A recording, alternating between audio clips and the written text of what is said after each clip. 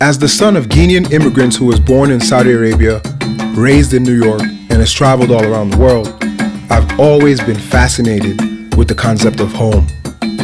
They say home is where the heart is, but what about where it used to be, where it wants to be? This led me on a journey to explore the goals, struggles, and accomplishments of African immigrants who have returned home. Season 1 takes place in one of my countries of origin, the Republic of Guinea. In 1958, Guinea was the first West African country to say no to French colonial rule, becoming totally independent from France. The country's first president, Sékou Touré, famously said, "We prefer freedom in poverty to wealth in slavery." This quote embodies the spirit of Guineans.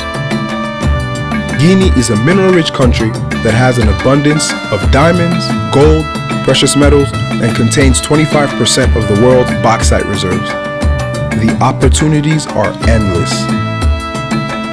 Are you brave enough to come home?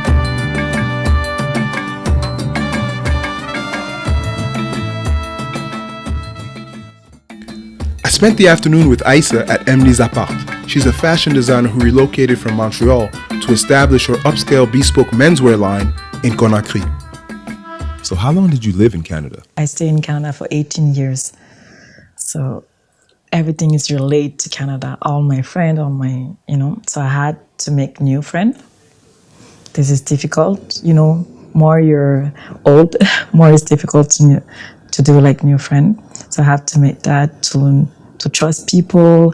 And also it's hard to be one thing when you're actually everything, which means growing up in Canada, I travel a lot.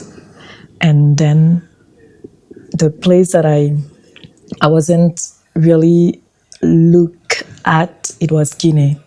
It's random, And after I graduate, 1 year after, I'm here. And I'm living here actually now. So it was a quick decision, but a good decision. And about my fashion, it's more the people that have to sew my stuff. Because I'm in Canada, we have good school. In Montreal, College lifestyle is actually a good one. And 3 years of doing fashion every day, because even Saturday and Sunday, you wanted to go to school to finish stuff, And coming here with all this project, and the first thing that it was in front of me, it was, maybe I didn't find real quick someone who can sew it the way I want it. So it was the biggest one.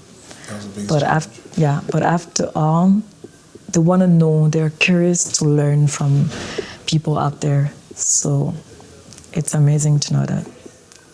And when you decided to move back to CONAKRY, were your family and friends in Canada, were they behind you? Did they support the decision? My parents, yes, but actually I didn't say, I want to move to Canada. I was just like, okay, I'm going to see how is the market, if I can work here. And I came 1 month, 2, 3, 4, 5, 6. Oops. Okay, finally, I'm going to stay. It was just a random decision, but my friend was shocked. We're not going to see you again. I'm like, FaceTime, Skype, with the technology we can, and I can always go back every 6 months, But for my parents, my sisters, my sibling, it was easier for them to accept. What advice do you have for other Guineans in the diaspora who maybe want to come back here and bring their business if they're a fashion designer? They should come, because Africa is now, Guinea is the perfect example, because there's nothing really done, So even though if you have a good idea or you just have an idea, you can come and make it happen, to know that people can come back and make it easier. So there's the market, there's the clients, and there's the opportunities. So it's now or it's going to be probably too late. Are there any things from Canada that you missed? The first thing that was in my head was McDonald's. I don't know what, but yeah. quickly like this, yes, but also like just the diversity, because that is the biggest things that those countries have. You can meet many people from many countries, so your culture will be like this, your mindset will be like this. It's not like here you cannot have that, because the chance that we have, especially in Guinea, we have like 4 or 5 different, more than 10, 15 different language, so you can always learn if you're curious. But it's probably the diversity. Yeah. Not the food at all? For sure. But I don't know, McDonald's is like, I didn't know that I was addicted like this until I get here. So yeah. And what plans do you have with your fashion line here in CONAKRY going forward? Are you trying to open a store or do a fashion show? Or what's the plan? What's the long-term plan? Yeah, because when I came here, I had only my collection in mind. I was like, I want a place, a tailor room to put my collection. Like for 3 months, I'm gonna make my collection and go back with it. But when I came and I found a market, and I was like, nobody's doing what I want to do, which means like made to measure for men. So I was like, you know what? Because it's all about making money too. Yeah. You're young, and why not? And I knew that I can have an impact too. So I was like, I'm gonna do made to measure. So I needed a room, a little space for men. So probably next month, inshallah, I hope to have this place. It's like a room where the guy can have a drink, can have some cigar, and at the same time they can shop the made to measure, to make it like really comfy for them. And yeah, I want to do a fashion show. I hope so in October at the end, and to show my 4 seasons, because in Guinea we have we have 2 seasons, the rainy and the normal one, the sunny season, let's say. Mm-hmm. And in Canada, we have 4. So I was like, my collection is a mix of my Canadian side and my Guinean West African side. So I was like, I'm going to mix them and just call the collection 4 Seasons. It's really simple, maybe kitschy, but 4 Seasons, it was good for me. And in this collection, just to show different kind of season, different kind of material, but to make it in one collection, something that if you see the first clothes and the last one, you can see it go together. So that's the plan. I hope to make it, but yeah. Okay, with all the protests happening right now in the country because the government raised the gas prices, yeah.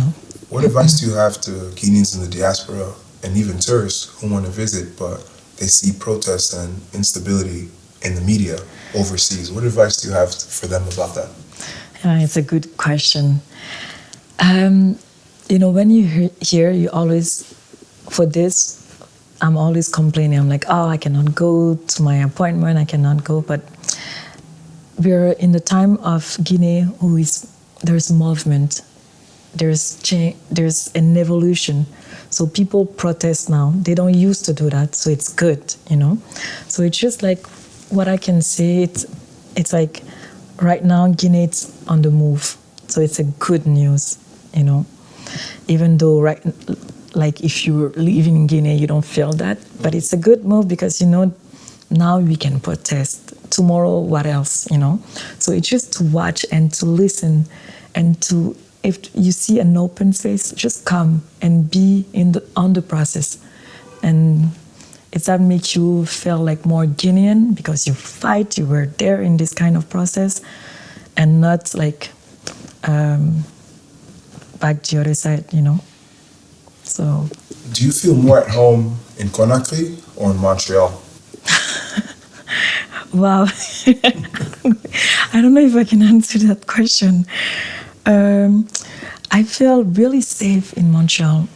Not because Guinea is unsafe, but just because I have all my stuff. My school is here. My ex-school is there. My friend. My mom is there. And, but inside of me, there's something that never left me, and it's Guinea. So when I'm here, I'm just like, I'm home. I can complain the whole day, but at the end, when I walk in the street, I don't feel like I'm lost. You know, I feel home, and it's all about what your heart say. I know it's deep, but maybe people will understand me, but yeah. Deep but true. Yeah, It's true, deep but true. I feel the same way. I didn't grow up here. I wasn't born here. But, you know, the times that I visited as a kid, the images in my mind have stuck with me, and the way that I felt.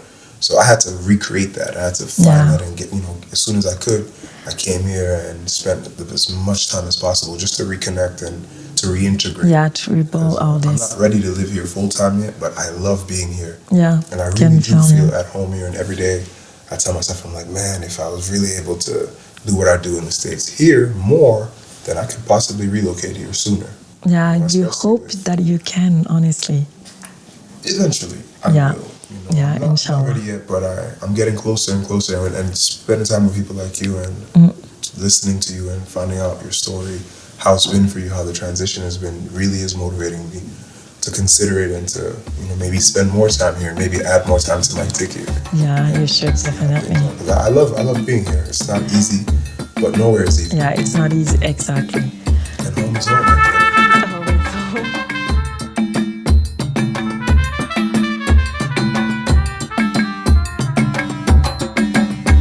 Check out the next episode of Momo Dione Going Home.